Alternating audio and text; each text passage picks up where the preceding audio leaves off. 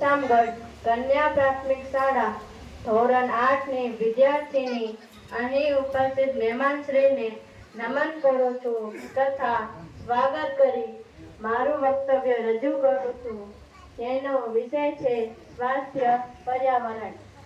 આપણી ચારે બાજુ આવેલા આવરણને પર્યાવરણ તરીકે ઓળખાય છે, જે અજૈવિક અને જૈવિક તત્વોનું બનેલું છે. આ પર્યાવરણ સમગ્ર જીવસૃષ્ટિ માટે ઘણું ઉપયોગી છે. પર્યાવરણ બધા તત્વો સંતુલિત હોય તો જ સમગ્ર પૃથ્વી સંતુલિત રહી શકે અને સમગ્ર જીવસૃષ્ટિ સારી રીતે પોતાનું જીવન વ્યતીત કરી શકે. પરંતુ આપણે એટલે કે માનવ પ્રજાતિએ પર્યાવરણને સંતુલિત રાખ્યું છે ખરું? આ સવાલનો જવાબ વર્તમાન પર્યાવરણીય પરિસ્થિતિ જોતા ન આવે, કેમ કે વર્તમાન સમયમાં જ્યાં નજર કરો ત્યાં પર્યાવરણના મૂળ સ્વરૂપ બદલાવ નજર પડે છે, જેના માટે માનવી સૌથી વધુ જવાબદાર છે. એમ કહી શકાય